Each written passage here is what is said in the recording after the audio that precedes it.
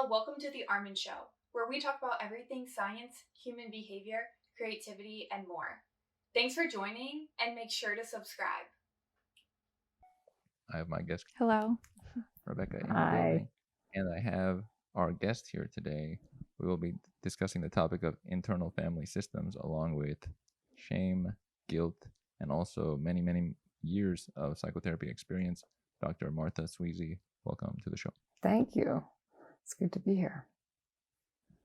I'm glad to have you on.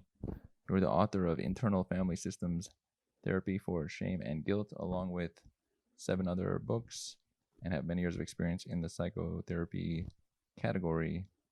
We are interested in that, human behavior, understanding psychology, how it works. Why internal family systems? How did you get into this category to where you are today, where you have a lot of experience in?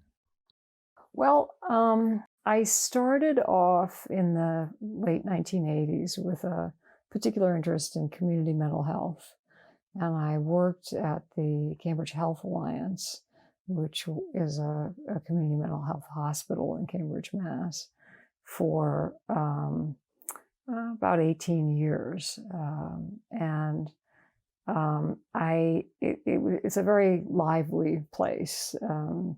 The psychiatry department of Cambridge Hospital, a lot of great sort of mentors and a wonderful, really smart staff. So there was a lot to learn there over the years, and I studied a lot of different things, but we worked with a severely traumatized population and with a lot of different diagnoses. And I kept learning new things because nothing ever fit the bill for everybody. And so I studied a lot of different things, and I was the associate director of the DBT program also in the psychiatry department, a program that was developed by Marshall Linehan for folks who met criteria for the diagnosis borderline personality disorder, all of whom in our case had a lot of trauma.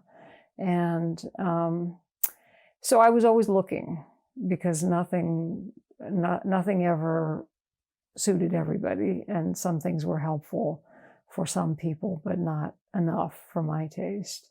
So in 2005, a colleague and friend just grabbed me by the shoulder and said, "Come on, we're going to go hear this guy, Richard Schwartz, talk at the church over by the Common." And so we went over, and Dick spoke for a while and then showed a video that blew my mind. I said, whatever he just did, that's what I've been looking for, and that's what I want to do. I don't know how he did it. I don't know what he did. I don't know what he was doing, but I have to find out. So I immediately began to pursue trainings in IFS, which were going on in the Boston area at the time. And I quickly went through all the levels of training that were available. And because I am also a writer, I started, and that's kind of how I process things. I started writing about my experience, writing cases up. And also I wrote an article comparing dialectical behavioral therapy, DBT, with IFS, a sort of compare-contrast article that was published in the Journal of Psychotherapy Integration in, I think, 2009. And and I said to Dick, we have to start, doing something about research. And he said, I know. And so we formed a research committee, and I helped get sort of that off the ground. And there's a foundation now that oversees research into IFS, and we are doing some research right now at Cambridge Health Alliance although I'm not on staff there anymore, I'm still a consultant and a research consultant there. It just kind of, everything fell into place for me in terms of understanding behavior, the behavior of folks who've been traumatized, the behavior of folks who have various kinds of different diagnoses and struggle a lot to recover. And so the idea of psychic multiplicity and the ways in which that fit with what I had been seeing for years was enormously helpful for me. What does IFS exactly stand for? Internal Family Systems Therapy. And the reason Dick Schwartz, Richard Schwartz, who founded and developed IFS, chose that name because he was a family therapist. And he started taking the concept of systems to the internal experience of his clients, individual clients, and listening to the way they were talking about how their minds, one part of me this and one part of me that, and my parts are arguing. And he started taking these concepts he had learned as a family therapist and applying them to the individual mind. So he ended up calling it Internal Family Systems. Can you remember what exactly about IFS you found that you wanted to take part in it? Yeah. For one thing, I liked it myself. I mean, it was very, it's very engaging. And if you apply it to yourself, which the trainings are very experiential for the participants, it's fascinating, for one thing. And there's a lot of humor, I guess I'll put it that way, in the experience, and a lot of sort of fantastical elements to subjective experience once you start paying attention to it and taking it seriously rather than dismissing it as some kind of aberration and or something that isn't important. So once you start talking to your parts and they start talking back to you, rather than just observing them or your own behavior and your thoughts and your feelings, you're actually engaging with your so-called thoughts and feelings as if it's another person, and they talk and parts talk back, and it's really fun. And you can get somebody, in my experience, most people, not everybody likes to do this, work this way, but most people, if you ask them to pay attention internally and then begin to engage directly with their parts, however they experience them, they begin to get a lot of interaction with their parts, and it's equally fascinating and enlightening for them. Is it possible to give some sort of example of what that would look like? Yeah, sure. So let's say somebody comes in and says, it's something like, I'm drinking too much and I really want to stop. Every night I come home from work and I'm just drinking a whole bottle of wine and then I feel kind of hungover the next day, and I think I'm going to stop, but I don't stop, and I really am puzzled. I don't understand why I'm drinking so much right now. So then I would say to them, okay, so let's go back to when you come home from work, and what's your first thought when you walk in the door? My first thought is, I'm not going to drink tonight. And then what happens? Well, then I have this other thought that is like, oh, come on, just one glass. I can just have one glass, so that then you have two different parts already having a conversation in this person's head. That's what we would call them in IFS. And then the person is observing those two parts. I've gotten them into a conversation where they're reporting on this interaction that's happening internally every night.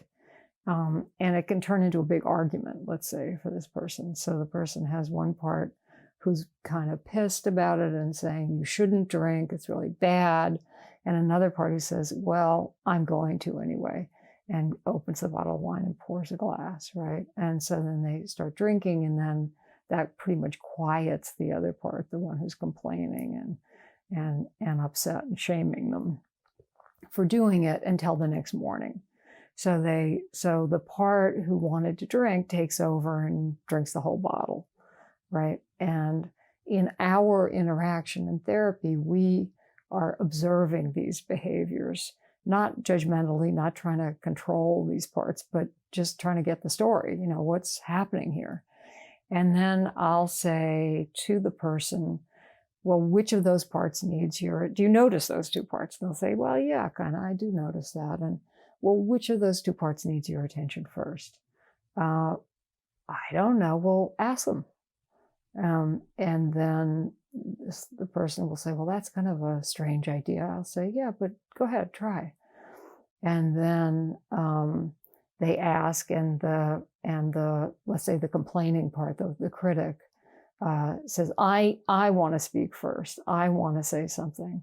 You are really bad. You are a bad person for doing this, and you have no self-control. You have no willpower. And the critic starts doing its thing and being really critical. And at which point I will interrupt and I'll say, I know you're really great at doing that. That's your job. You're a very good critic. But if you do that now, instead of talking to us, we're right here. This, Sally, the Sally who's not a part, is sitting here and I'm here, and we want to know what's going on between you two. There's this one part who wants to drink and you don't want that part to drink. And I totally get why you don't want that part to drink. So I'm talking to the part directly. And I'm saying, would you just, instead of doing your job and being critical, would you take a minute and tell us what you're most worried about? Why is drinking such a bad thing? What's going on? And so you kind of coax that part into saying, well, Sally gets up with a hangover every morning and then she goes to work and it's really hard to be at work and it's really not good for her. And so, I'm concerned. Okay, so you're concerned. You're not just critical, you're actually worried about Sally. Okay, good. Now can we talk to the drinking part? And then the drinking part says, well, you know what? If I didn't have a drink at the end of the day, Sally would be so miserable because she hates her job and she hates her boss and she really can't stand it. And I'm the one who makes life bearable for her. And that's why, and other than that, if I don't do that, she comes home and that critical part just tells her it's her fault that she's not enjoying her job and beats up on her all night. And then she feels worse the next day. So I'm saving Sally with the drinking. I'm the hero here, right? I'm making life possible. So then we have the two different stories from these two parts, and they both have legitimate concerns, right? So I don't want to pick a side between them, and I don't want Sally to pick a side, but I want her to get, to hear them, understand what they're trying to do for her, and get into a relationship with them so that they have other options, right? Because she needs to know that she needs to really pay attention to the fact that she hates her job and she's not getting along with her boss. There's a problem here that needs to be solved. And these parts of hers are trying to solve it in a way that's making matters worse, right? So the more she can hear from them, because they have some wisdom, and then offer, together with them, understand why that way of doing business isn't working, and get them to sign on for something else. And the something else is, you would go down to the next level, which would be, well, what keeps Sally in this job, even though she doesn't like it, right? So then there's some more parts involved with that, probably. And that may have to do with the fact that she has, a very compliant part who learned to put up with abusive people when she was a child and doesn't dare to speak up or be assertive and is afraid feels paralyzed and afraid to leave the job. And then there's a very angry part who would be explosive, say, with her boss, and other parts want to sit on the angry part because they're afraid she'll get fired and won't have a good, referral for the next job or whatever. So there's all these different concerns going on in her system. But essentially there's a child, a young kid in the middle of that who is frozen but in this situation and scared and feeling overwhelmed. And these protective parts, the drinking part is trying to distract from that. The critic is actually trying to distract from it in its own way. So you have these layers of things going on to handle the essential problem of a very young part who got hurt, and parts who are probably not that much older trying to solve that problem and function in the adult world in a way that they're not really equipped to do. So you want to get the client in relationship with them so that young kids aren't in the driver's seat in their life, and Sally who's not a part, can feel some compassion for these parts and understand that, the feelings that they have are not anything that she can't handle now as an adult. She can get in relationship with those parts, take care of them, help to heal the one who got hurt, and get things on a better footing for functioning as an adult. I mean, that's, and that's a long process. That's not just, a 10-minute wrap up or something, but it depends on how scared the person's protective parts are, how slow the therapy has to go. Because sometimes people have parts who really don't trust anybody, and it takes a long time before they're willing to try something new, basically. Do you feel like through your experience, you've learned how to navigate all these areas in a person to kind of dig deeper and reach all these different layers that a person can maybe mask themselves in? Yes, I'm pretty good at it now, actually. But that's with many years of experience and a lot of a lot of thought to the subject, as well as all the training that the IFS Institute has to offer. So yeah, I think anybody who pays attention to this and puts the time in can learn how to do it. It's not, you can do it, you'll end up doing it with yourself in the training, and that will give you a lot of guidance for how to help other people. And the more you work with different diagnoses, the more you'll learn what folks who have sort of behaviors in different categories need from you as a therapist. How do you know? Let's say you're interacting with somebody that you are reaching their frozen child. Are there things they do that showcase that you're getting to their that exiled portion? Yes. Of them? Yeah. People are, the categorizations broadly for parts when people are in trouble, behaviorally or emotionally. When they come in, there are these protective parts, and they're protecting these more fragile, vulnerable parts who get exiled from consciousness because you don't want a distressed 5-year-old, running your adult life, right? So as life goes on, those parts get put out of sight and out of mind so the person can function, but they're still there. So it's like you've got a crying 5-year-old in the basement or in the closet or something, and that noise is going on in the background of the person's psyche, and the protective parts are trying to manage that part and not let it do a jailbreak and take over, right? So if someone comes to therapy, most people come to therapy voluntarily. They seek therapy. They're coming on their own. They want to try therapy because they're distressed in some way in their life. They're coming in with these proactive, kind of managerial, protective part, usually in the lead, who's made the choice to try therapy. And that part has an agenda and says, I want, Sally to drink less. That's my goal for therapy, right? So that's one part that we're hearing from. That's the proactive protector. The reactive protector is the one who's drinking, right? The one who says, whatever Sally feels at the end of the day is totally unacceptable and dangerous, and I'm not going to have her feeling that way. and I'm going to drink no matter what anybody says to me, no matter how critical they are, no matter how bad the consequences are. I'm going to take care of this feeling when I have to. It's an emergency. So that's a reactive protector.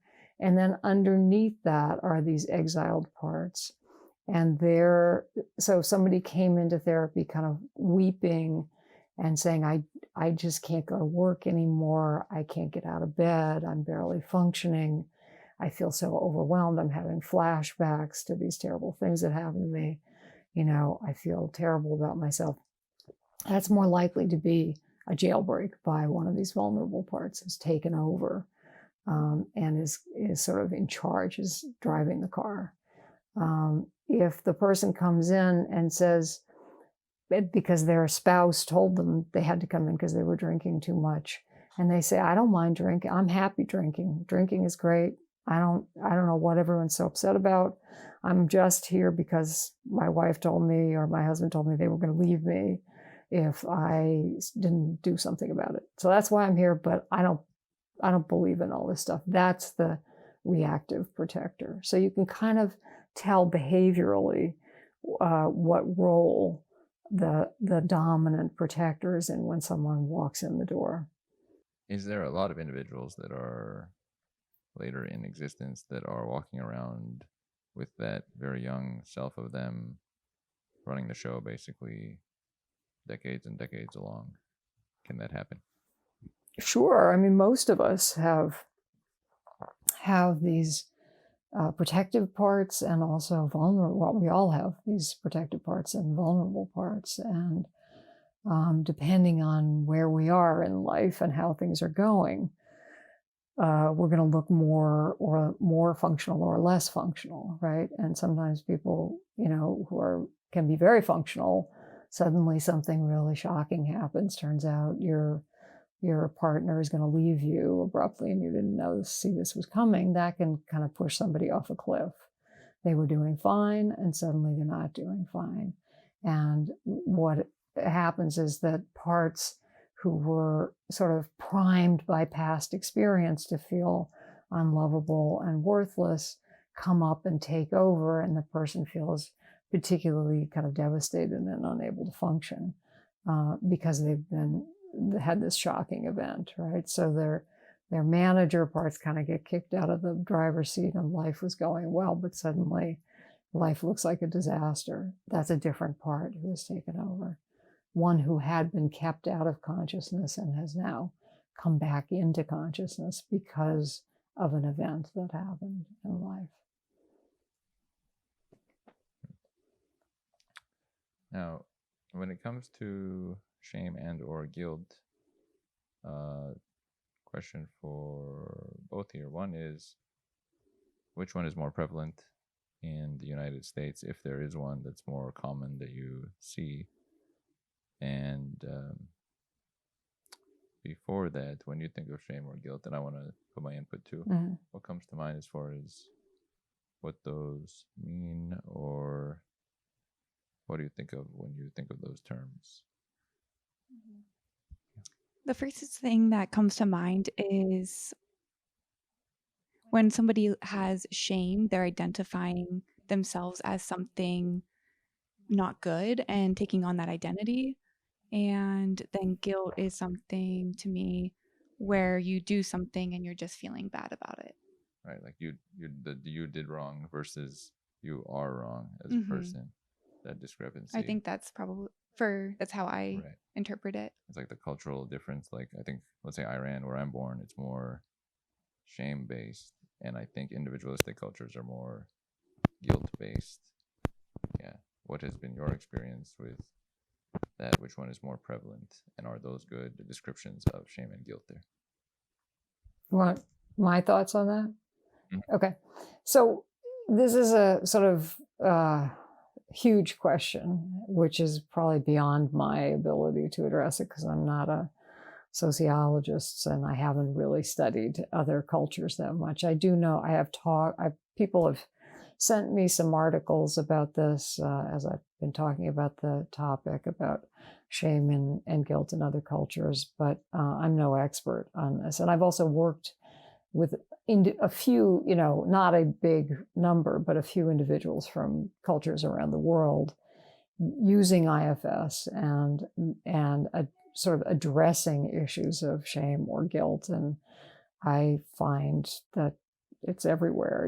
I mean, these are hardwired emotions that people can feel, and I can't generalize because I'm just, dealing with my experience is just with a handful of people. It was certainly relevant for them. That's all I can say. Right. Do you approach those differently if someone is coming to you with the feeling of shame versus they're coming to you with a feeling of guilt? Is there anything different to respond to them? Yes, it's very different. Their shame is, as you were saying, I am. It's an identity issue. Shame is there's something wrong with me. I'm worthless. I am unlovable. I am bad. I am defective. I am blah, blah, blah. Some kind of negative conclusion to that about your, as a global assessment of your value. As opposed to guilt, which, as Rebecca was saying, is an assessment of my behavior, right? So if I'm assessing my behavior, I have an action urge to repair it. In other words, when I feel guilty, I'm concerned about you. Oh, geez, I realize I stepped on your toe. Boy, what I said was not what I did, whatever. It wasn't right. It wasn't nice. It was mean. I shouldn't have done that. I'm better than that. I don't want to behave that way. And I don't want to lose my friendship or relationship with you. So I'm going to make a repair. I'm concerned about you and about our relationship, right? So the action urge of guilt is repair. Now, guilt can be adaptive or maladaptive. In other words, if I really transgress, it's really a good idea for me to register that and feel guilt. I want that. You want that. Socially, as a society, we want to be able to feel guilty when we do something wrong because it reweaves the broken threads that happen when we misbehave with each other, which we are bound to do, right? So guilt is a good thing, but it can also be maladaptive in that I may feel guilty without transgressing. So, for example, say if I'm a kid who's growing up in a household with depressed parents, and I want to, I hit teenage years and I want more independence, and I don't want to feel responsible for their happiness or, keeping them going. I've been parentified by their depression. I may feel guilty if I decide to go off to college in another state rather than staying at home and continuing to live with them and doing whatever it is I do to take care of them, right? So that is maladaptive guilt because I didn't, pursuing normal developmental goals is not a transgression, right? But people often come into therapy with maladaptive guilt because they come out of family constellations where pursuing their own goals and being different or separate is considered to be a transgression, right? So there's some confusion. They've grown up with confusion about what's appropriate and what's okay for them as individuals. And they then need to kind of figure that out. How can I be happy? How can I be successful in my goals if somebody else is telling me that I should feel guilty about that, right? And that my job is to take care of them or be a certain way. So, young people struggle a lot with that if they're coming out of certain environments.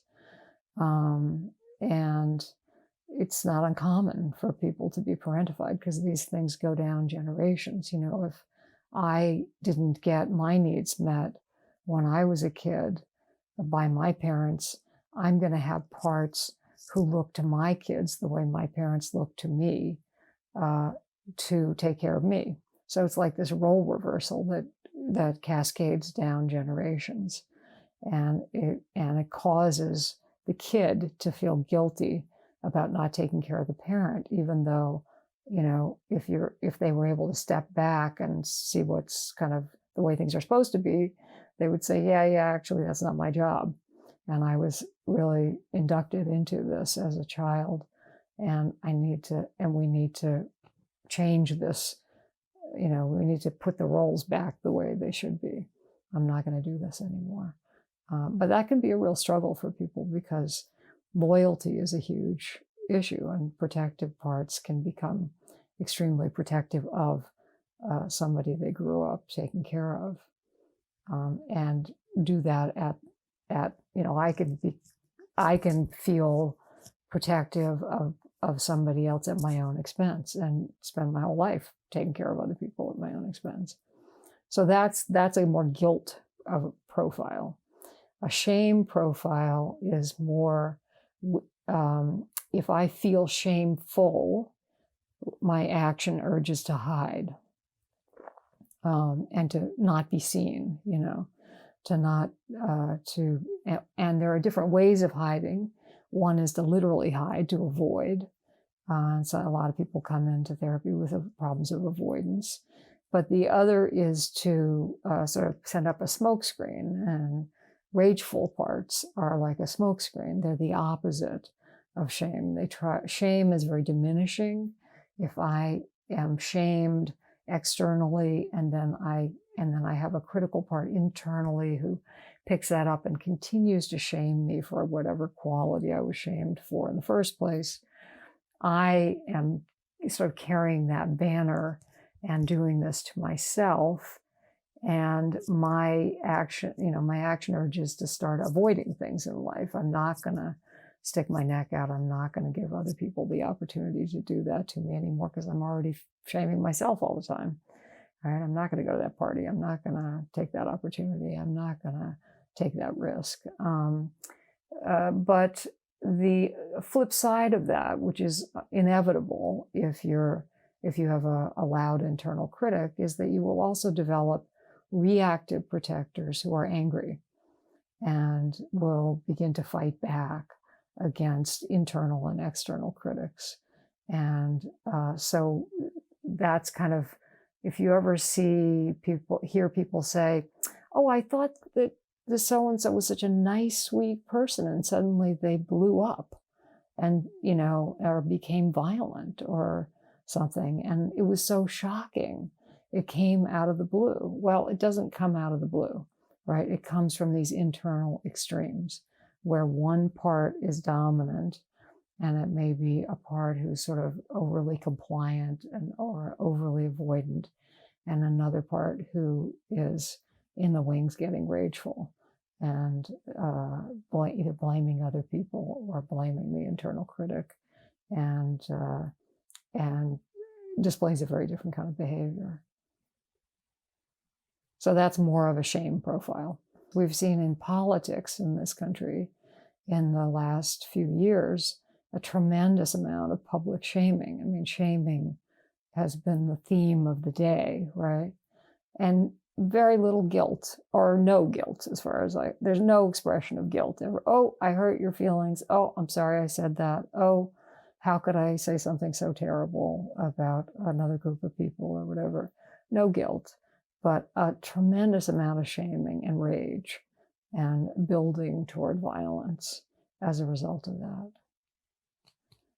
So. Why do you think that in our culture, people are eager to shame others? Why do you think that they result to that instead of something more productive? Well, that's another big sociological question. I do think that these things get, it becomes what I call a shame cycle, where if somebody gets into a position where they're being shamed internally very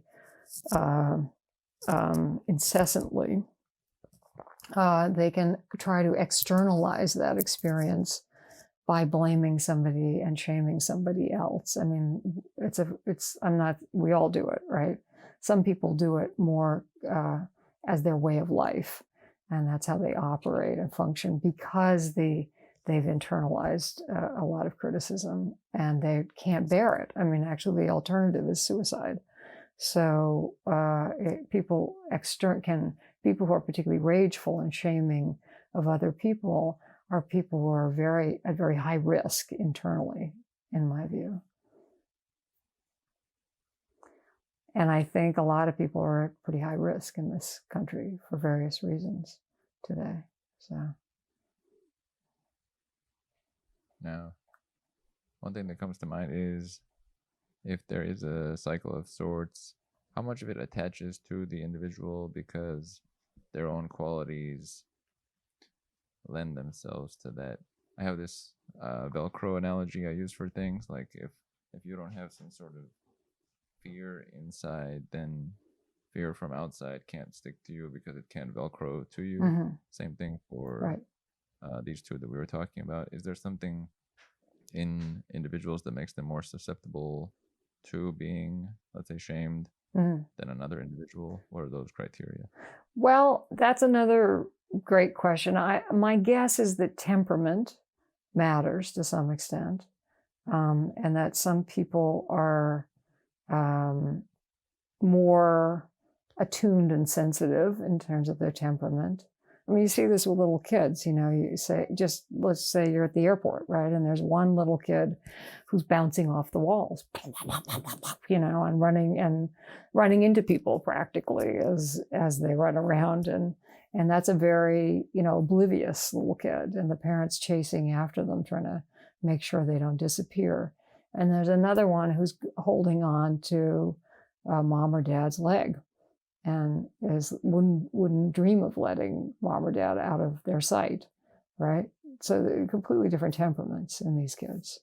And I think that matters. But I also think environment is the priming setup for, we all get primed by the family that we're born into, the kind of ways in which people relate to each other in that family, the values, what that family values in terms of relationships and ways of interacting. So if a family relies a lot on shaming or guilting, that's what you're going to grow up sort of knowing how to do. It's a learned skill. And you'll do it to yourself and you'll do it to other people. And then you may gradually become aware of it because you'll also have parts who were unhappy about having had that happen to them and don't like it, right? So there'll be some internal conflict about it. Temperament is something I look at, and personality types, and how something resonates with us and what we respond to. Sometimes there'll be a scenario where something is sent at them by another person, and some people will pull back, some people will respond immediately, some people respond but at a delay, and they'll get back to them later. Some will think about it for a while, it'll fester inside, and then they may have a response, or they'll just hold it in. There's so many different responses to the exact same scenario. Yeah. And what you're doing, actually, Armin, is making a really good case for one of the features that I particularly value about IFS, which is that it's very, what I call experience near. In other words, it does not make a sort of pronouncement about all people or this category of people, and I'm going to try and fit this client into this category. On the contrary, it's very much like, well, you tell me about your experience and who you are and how this particular experience affected you, given who you are, right? So it tracks very closely with just having people tell their story and not trying to fit them into a theoretical category. We don't do, diagnosis is a completely different thing in IFS than it is for insurance companies or whoever else, for example. Now, more broadly here, as a psychotherapist, you see a broad range of who comes in and what their issues are that they come in with in the current time, so you can see exactly what people are going to therapy for, before getting into some of those reasons. What I think of when I think of therapy is it can be communicative. Maybe there's open communication that wouldn't normally happen in that person's life ever. Mm-hmm. So that's like a real opportunity there. Yep. It also comes from a place of understanding Yeah. of bigger picture concepts that maybe the person can't see as well Yeah. in their own being. Right. And then also it has the element of there's something consistent to it, like there's a depth of connection Mm-hmm. being built. Those are some things that come to mind. Yeah. Before I check with you on some of the qualities that a therapist does bring, do those resonate with you? Is that what you would think of when you think of therapy? When I think of therapy, I think of an opportunity that maybe you're not receiving in your own personal relationships. Like maybe you have things that you want to talk about, but you feel like maybe there's no one to talk about it with that can give you an objective point of view. Like maybe there's people are too close to you and you might hurt them if you express how you're feeling. Or I think, and I think therapy can maybe, yeah, it's just like a safe place to talk anything out. And so, yeah, I think it's a positive thing. Yeah. Martha, what would you say are some qualities that a therapist should have and that people look for behind the scenes that they would want that make a difference? Yeah, in IFS, we talk about some specific qualities that we're looking for people to access if they're both when they're in the role of therapist, but also when they're as an outcome of therapy, right? So those qualities are an ability to be curious about one's own experience, turn your attention inside and get curious rather than judgmental with parts, including parts of you who cause trouble or who other people don't like or who you might feel like you don't like. And to kind of set that, get the parts you don't like. Parts fight with each other often and disapprove of each other, and to get the parts, a disapproving part to kind of relax back so you could actually be curious about a part who seems to be causing trouble, right? And then making a connection with that part and having compassion for that part and appreciating that part's courage and having the courage to listen to whatever story that part has to tell, rather than trying to shut it up, because the parts who get shut up are the ones who have had painful experiences and sometimes have some bad news that no other part wants to hear. It's like, no, you're making that up. It didn't happen. No. You'll hear that from protectors, and they're young parts who are like, we can't live with this information, so we're just gonna pretend it didn't happen. But the part to whom it happened is like, yeah, actually it did happen to me, and it was really awful, and I want someone to validate that. I want someone to witness that. So there are certain qualities that we need to bring to the therapy hour that sort of, as Dick says, kind of like a tuning fork for those qualities in the client, as these parts make more room for the client. For the clients, what we call their self, their center, their sort of centered, compassionate consciousness to come into play, and have self-compassion and bring compassion to these parts who have suffered and the parts who've tried to handle it as well. There's also playfulness, perspective, persistence, some other, qualities like that we need to bring to people who are suffering and can be scared of exploring why, or find it really painful to explore why. I've always thought about that. If you want to reach for the anguish in individuals, you're going to hit on some really touchy parts there.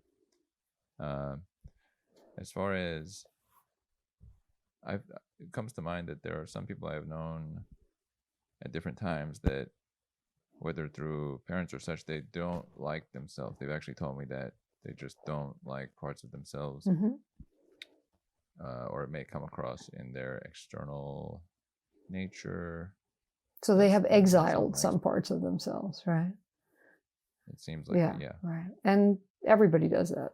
Some people more severely than others, but yeah, it's really common. It seems quite prevalent because it's not just like one. Multiple individuals I'm coming to mind.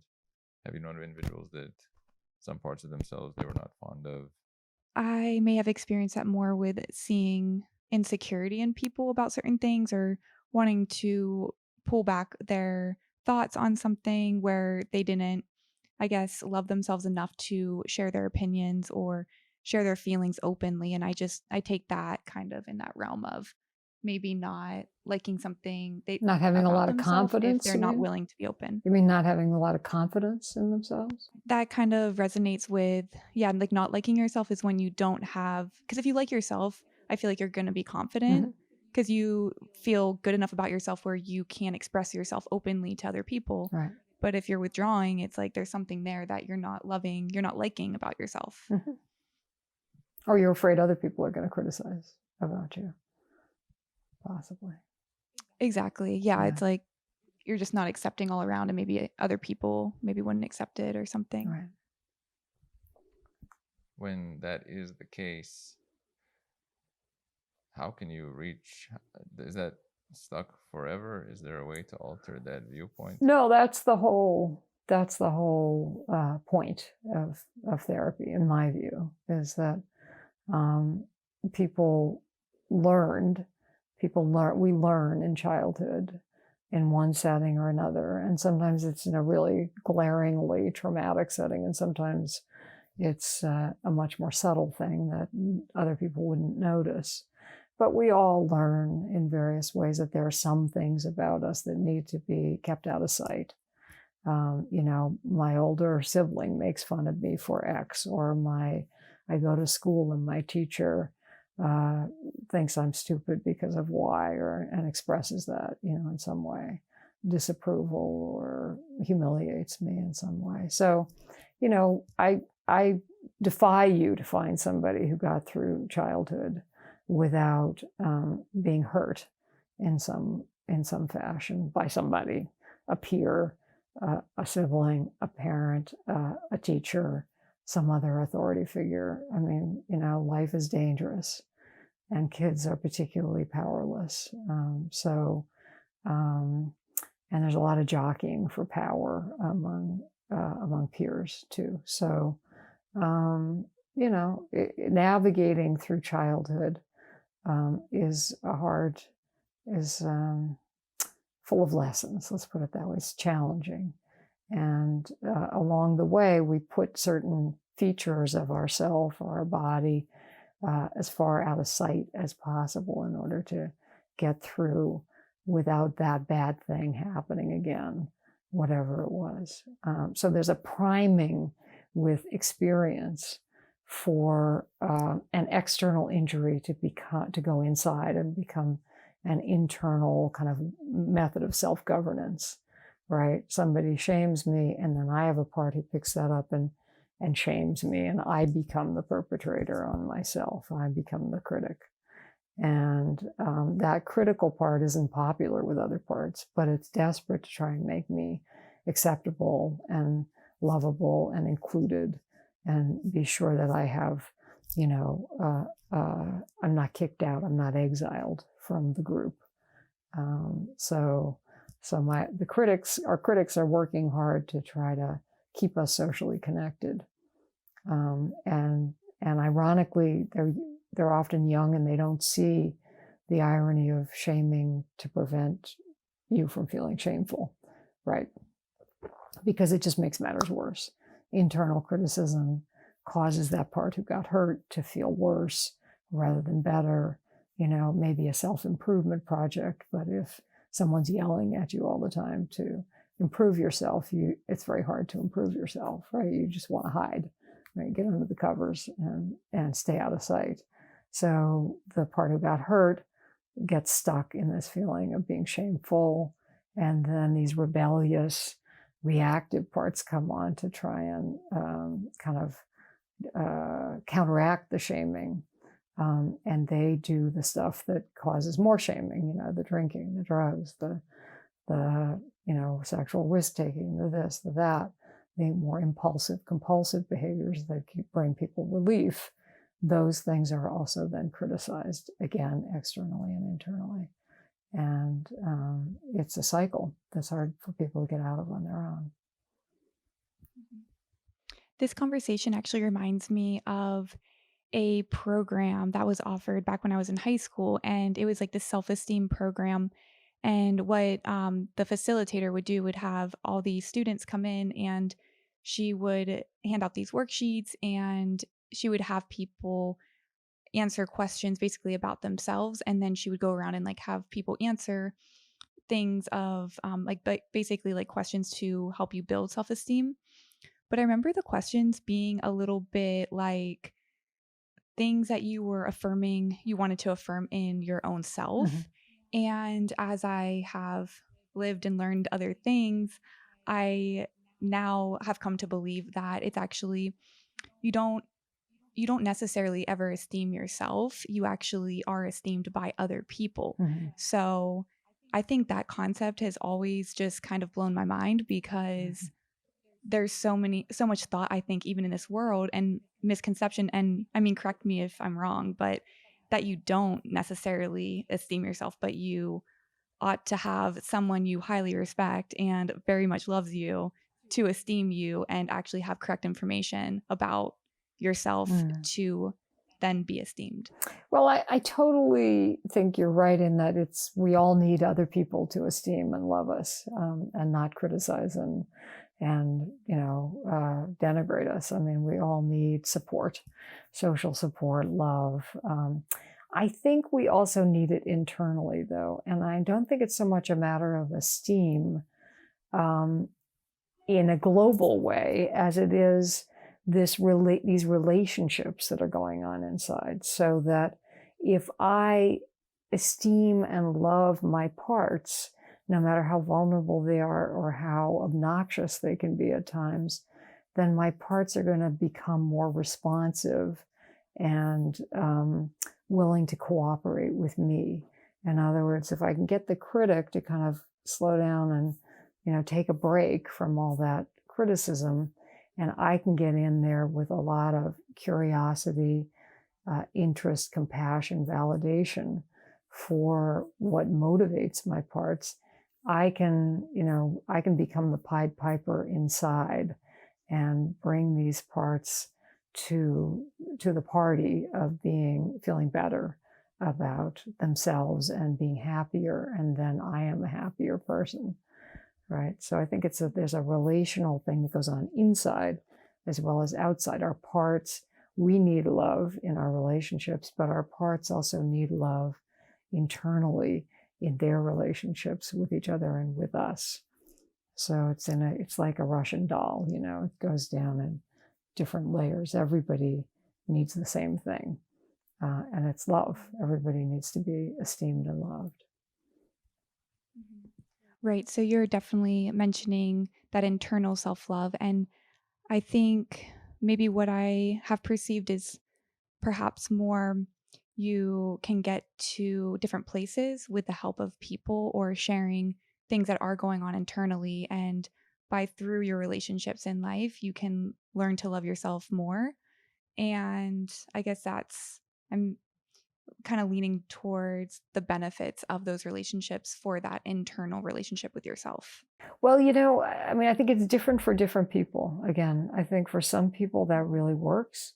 But for other people, their relationships have been dangerous in childhood, and sometimes very dangerous. And their protective parts are not ready to let them actually get close to anybody again. So they can't get the benefit of getting into a relationship with somebody who will treat them better. They tend to repeat these very dangerous relationships rather than finding somebody who's going to treat them differently. And so what I find in therapy is that folks who have gone through life in that way need to sort out some of the toxic stuff that got sort of triggered, turned on inside and keeps going on inside, so that they can then go find different people who will be safe for them and who will love them externally. And so it's different with different people, and you just have to see who you're sitting with, who you've got in front of you, and what their needs are. One question here that comes to mind is, are there any people that, slightly different topic here, but that come to you and are not able to be reached, or not just you or in general, but what are some qualities of an individual that would not be reachable or is too far gone in some way? I would never say that somebody is unreachable or too far gone. If I can't reach them, I would assume it's something about what I'm doing that I'm not clued in yet enough to what would be helpful for this person. And that's certainly true. I'm not a magician. I cannot help everybody. But if I don't, I assume it's not about that person being unhelpable. It's just that I don't have the skill level or the understanding that they need yet. And maybe I'll get it, and maybe they'll need to go find somebody else to help them. But I don't believe anybody is unhelpable. Is it more about finding specifically what speaks to them, or is it something way more advanced that it's beyond their own thinking and you're like reaching them maybe in their subconscious? Is it more like you're directly talking with them in a way that they hear things that matters, or you're talking to the child of them, their inner child, in a way that really speaks to that child? Or is it that you're not doing that and you're just trying to get underneath into their subconscious? Armin, I would not, again, I wouldn't generalize. If someone is having a really tough time making use of therapy, it may be because the therapy isn't right for them, that therapy approach isn't right for them. And it may be because they're not ready for that particular exploration at that time, and it just doesn't feel safe enough to them to do that. And you have to honor that with people. People know themselves better than we know them, and what's going to be doable at any given point in their life. So I've had people who were in therapy and could do a certain kind of exploration, then will come back later in later years and say, I wasn't ready to do this then, but now I am. I'm certain that I am, and I'm wondering if you would help me again. So one concept that also comes to my mind is when I was in, maybe this was like 4 or 5 years ago, I would be on like certain blogging sites, and I would see a lot of quotes about, or like pictures, and they had the words "let it go." And it was a lot of this like theme I would see, just, I don't know, more back then than even now. And the thing is that I don't necessarily think people can just let go of like very deep things. Maybe, yeah, like you're saying, like childhood traumas. And I think it is probably necessary to work things out, like you're saying, like internally, and like talk things out, or with yourself or with people or a therapist, rather than thinking that they can just like let it go. Yeah, I mean, let it people go is kind of cruel advice, actually, for some people. It really should not be up to anybody else to tell me or you when it's time to let something go. It's very invalidating. If somebody needs something to be heard and recognized and understood, and they need a witness, basically, for their experience, letting it go is just more of that shove it under the rug, and nobody wants to hear it, and you're not valuable, and nobody wants to hear from this part of you. So it's more exiling of an experience that is painful, and maybe painful for other people to hear. So yeah, let it go is not, it's maybe not good New Age advice, in my opinion. Right? People decide for themselves when it's time to let it go, and they do. That's when therapy is successful. People often get to the point where their parts, a part who's been hurt feels better. Yeah, I know that wasn't about me. I know, children are very solipsistic and self-referential. So they assume if something bad happens to them, it's because they're bad and they deserved it. And once that part of you says, it was just a bad thing that happened. It wasn't, I'm not bad. I get it. It wasn't about me. I didn't cause this person to behave this way. I was just, having bad luck. I was right there, and it happened to me. And that is a huge relief and release. And in that realization, letting go of the belief that I caused this or I'm bad, is letting it go. But that's something that somebody has to come to. Parts have to come to on their own. People have to come to on their own. Nobody else can tell you to do that. Do you, in the therapy that you use, do you talk about or teach forgiveness, or is that something that isn't necessarily a term that's used? No, I mean, forgiveness, again, forgiveness is something that people have to decide for themselves, right? They're, in my view. But again, once you look at the mind as being plural, as having lots of parts, you can have a part who says, I'm never going to forgive that. I don't forgive that. I will never forgive it. And you can have other parts who say, I forgive it. I understand. I got it. I get that was a disturbed person. I'm not going to bother. I'm not going to hold on to this anymore because it's just hurting me. But you can have different parts who have different feelings internally, and you just validate that. People and parts have to come to forgiveness as a release for me, not for the person who transgressed, but for me. And sometimes people or parts are ready for that, and sometimes they're not. Yes, right.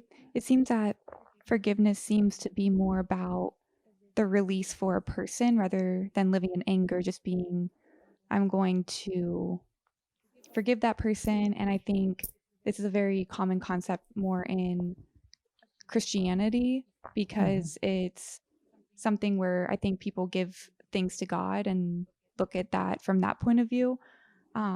So I don't always know how right forgiveness is in relation if you're not taking God into account. But like you're saying, it's a very complex thing. It seems like it's not like you just forgive a person. It's like, okay, feelings are heard, things are validated. There's a lot of different angles that things need to be talked about. It's not just something, it's like, oh, I forgive you. It's like there's a lot more to it. Right. And a lot of what the more to it is that there's a process of validation.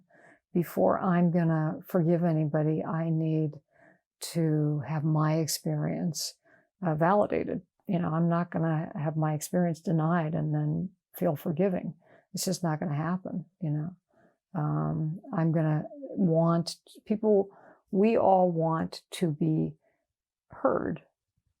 And it's remarkable how healing that is, to have someone hear you and believe you rather than deny it or tell you to let it go or tell you to forgive the other person prematurely, or, try and shut you up and your feelings of whatever they are, anger, pain, grief, sadness, whatever it is that makes the other person uncomfortable.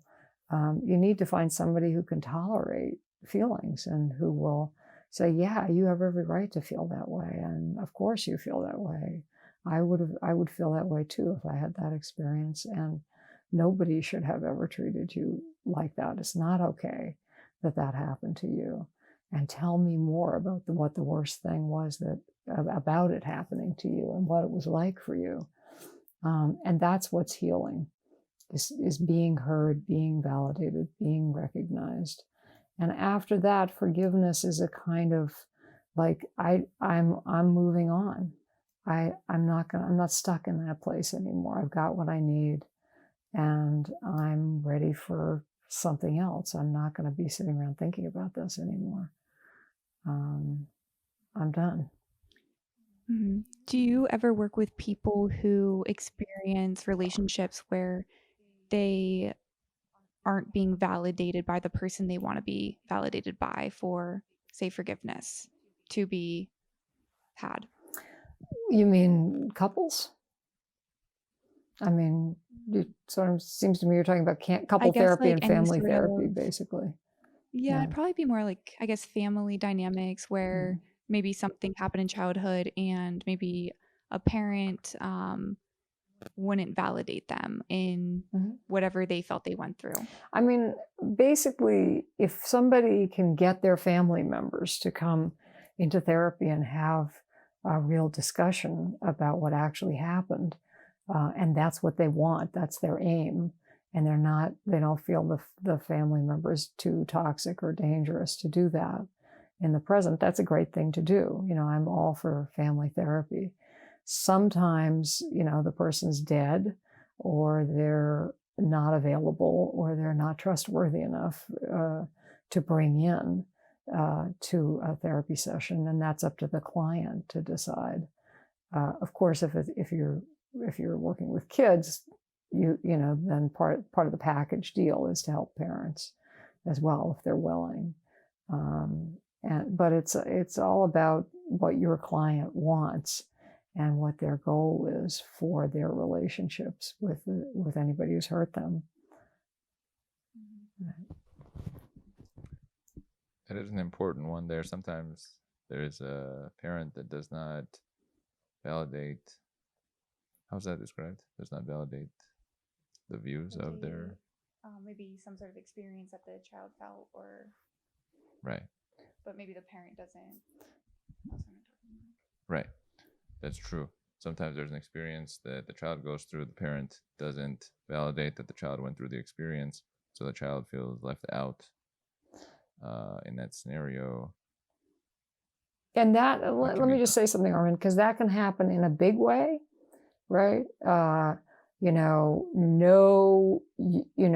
you were not sexually abused by your uncle. No, we're not. No, that didn't happen, right? That's a big, or it can be, I want to eat some candy before dinner. No, you don't. You don't want candy. You want your dinner. Well, instead of saying, of course you want the candy, but you can't have it, right? Validating the desire for the candy and then setting a limit. If the person just says, no, you don't want that, that wouldn't be the right thing to do, so you don't want it, right? That's a very confusing message for a child, but there are certainly kids who grow up in households where their feelings are they're just told having that feeling is incorrect and wrong, and we're not going to acknowledge it, that you have the feeling. We don't do unhappy faces in this household. Cheer up, right? We don't do anger here. That's not our family, right? So kids get these messages about what is acceptable and what isn't acceptable, and they have to take them seriously. This is true. And it's sometimes, if it doesn't have all the warmth behind it, then they don't have the ability to... It's not a great environment to respond in, and then later on, they may do the same cycle, pass that onward. And they do it to themselves, No, anger isn't acceptable. I don't do anger. I'm not an angry person. So they exile the parts of them who would be more assertive about things, right? They are more compliant than they ought to be until they become explosive, because their angry part that's been put in the wings comes roaring back on the stage and takes over and says, I'm not going to let everybody treat you like a doormat. Enough, right? So, and then that scares the person and everybody around them, and it just reinforces the idea that anger and the angry part is bad and is a problem. And the angry part gets exiled again. And it's a pattern, overly compliant, too angry.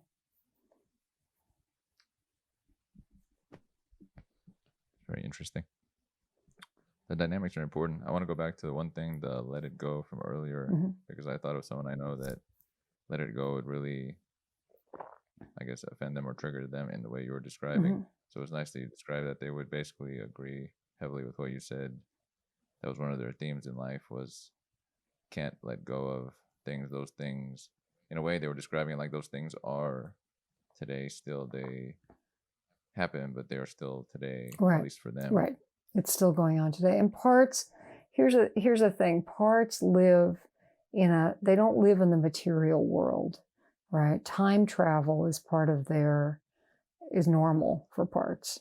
So a part can be stuck in the past, and literally, and can just be viewing everything that happens in the present as if it's a repeat of what is happening to them, right? And for them, it's right now. I'm still in this scary place. I'm hiding in the corner, and that part, you'll find that part there hiding in the corner, feeling terrified. And that's where it is. And when you get it out of there, it feels better, actually. It needs to leave the past. It got left behind in a scary place by other parts who needed to move on in life. But they left this part in a bad place. And that feeling, the person goes around and says, I don't know why I'm so anxious. I don't know why I hear screaming in my head when I go to sleep at night. I don't know why I'm having nightmares, because it's not present for and conscious for them. They don't realize, oh, I got over all that. I don't, I'm not troubled by that anymore. But actually they are. Right. That is informative. And I'm glad that it started with the let it go that you brought up there. It was nice to get back to that because it made me think of someone specifically. I have one last one. Do you have a closing question from your end for Martha? And then I have one as well. Any thoughts come to mind, if any, or commentary? And then I have one other also question. Not at the moment. Maybe you go first. Great. I have one question here, which I always like to ask. It's more broad. Are there any people who guided you in some way that made a difference in your life path? Is there any specific person that caused a fork in the road that you would have gone into a different path if not for them? Yeah, Richard Schwartz. I mean, for sure. Meeting him was a real light bulb moment, and watching his work. Right. That was a substantial figure that you pointed out earlier. Yeah. That's true. Yeah. That brief moment, and then boom. Yeah. It gives a sense of direction of sorts. Very cool. Yeah. I think my closing question would be, are you happy that you went into the field you did and have worked a number of years in the field that you have? Yeah, I wouldn't trade the career I've had for any other that I can think of. I mean, unless I was, like a wizard mathematician or something, then I'm sure I'd want to do that, but I'm not. So, given who I am and what I could do, I'm extremely happy with the career I've had, and being able to combine writing. I was a writer before I got into this field. Being able to combine writing about something that I feel is so important with being able to, I feel I get as much or more out of doing the work I do than the people I hopefully help. I mean, they give a tremendous amount to me, and I've learned more from my clients than from anybody else, and from my own parts, So I've had a great time. That's wonderful. And okay, actually just one more. If you could give advice to a beginning therapist that's at the very start of their career, is there any word that you would give to them? One word? Or like a saying or a belief or some sort of advice? Yeah. My advice would be this is why I wrote this book on shame and guilt, actually, is because it was the trajectory, the 30-year trajectory of my career was exploring these topics, from what I noticed when I first started sitting with people to what I learned over all these years. And what I would say is make use of people like me and folks who are toward the end of their careers. Use us as a springboard, so you don't have to go through everything. You don't have to reinvent the wheel. Start where we're ending and go on from there. Because I wish that I had known at the beginning of my career what I know now, and that's why I wrote it all down. So I'm hoping that the books I've written will be really helpful for people who are at the start of their career, and will make people be, move on in pioneering ways that I can't even imagine, I'm sure. That sounds very wise. Yes. Young people should reach out to anybody who is experienced in their field and absolutely take advantage of that knowledge, because I would think that people who have had a long-lived career of just of gaining so much experience and knowledge would want to share. So you're saying yes through your I am, but I'm books also saying don't be hemmed in by what we have come up with. Use it and explore and go beyond us, because there's always more to learn. And we only have so much time. So you guys are taking the torch and going on from there. Awesome. Thank you for even this talk was wonderful. So. You're welcome. My pleasure. Dr. Martha Sweezy, I would like to thank you for this talk. My guest, Rebecca Faith Lawson, wonderful, and very glad to have had you on the program, Martha. Well, thank you. It's been a pleasure. The Armin Show is a culmination of so many of my discussions with thoughtful individuals, knowledgeable individuals, creative individuals, people who have something to say in a category that they have put effort into, maybe for years, maybe for decades. A lot of experience comes through. I like finding the links between people and topics of discussion in the categories that you have come to recognize. We're glad to continue the show, to branch out, to expand, to have more links between individuals, to have bigger groupings of individuals together in different formats, so that the show becomes more of a show.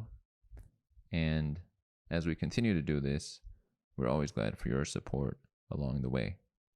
The Armin Show is something that has developed from all my past efforts, blogging, making videos, audios, and has reached to this point where there are now hundreds of episodes with people or just with myself, bringing knowledge, sometimes entertainment, information, something that can help us progress forward in the categories that I tend to cover.